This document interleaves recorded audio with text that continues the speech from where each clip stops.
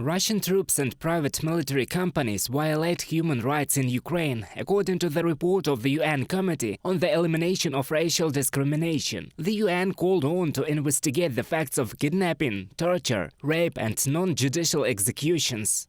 The refusal of the Russian Federation to consider these issues did not prevent us from identifying them in our conclusions, but certainly made our work more difficult. Mehrdad Payandeh, member of the Committee of the UN Committee on the Elimination of Racial Discrimination, in comments for journalists.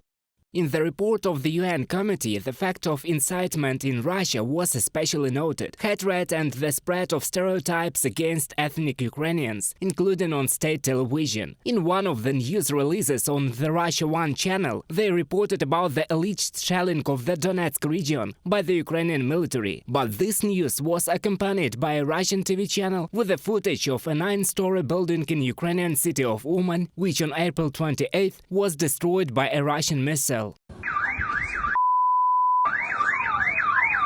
The Kremlin sees no problem in inciting hatred against Ukrainians on state television. In the scandalous statement of the propagandist Krasovsky that Ukrainian children should be drowned, the investigative committee of the Russian Federation did not see a violation of the law, the Sota Telegram channel reports. Putin himself recently legalized the deportation of residents of the temporarily occupied and annexed territories of Ukraine who refused to accept Russian citizenship.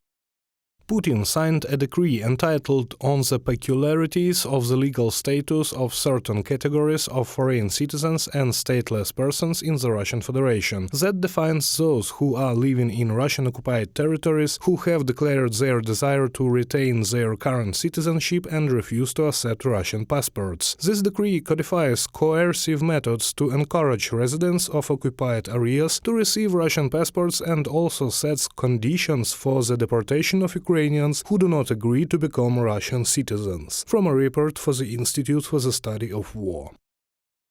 In March 2023, the International Criminal Court in The Hague issued an arrest warrant for Russian President Vladimir Putin, and the other day the Parliamentary Assembly of the Council of Europe recognized the deportation and forced transfer of Ukrainian children to the territory of the Russian Federation as genocide.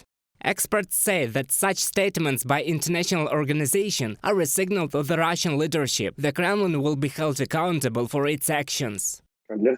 For the Russian Federation, this will be the consequences due to the fact that the coordination of investigations of Russian war crimes on the territory of Ukraine will be strengthened. And also, probably in the near future, a special tribunal for the crimes of the Russian Federation against Ukraine will be created. Ukraine is working on the creation of a special tribunal for the crime of Russian aggression against Ukraine. According to the Minister of Foreign Affairs of Ukraine Dmytro Kuleba, the coalition for the creation of such a tribunal already includes 35 countries. Reported by Roman Smoler, Angelika Brushnevska, UATV News.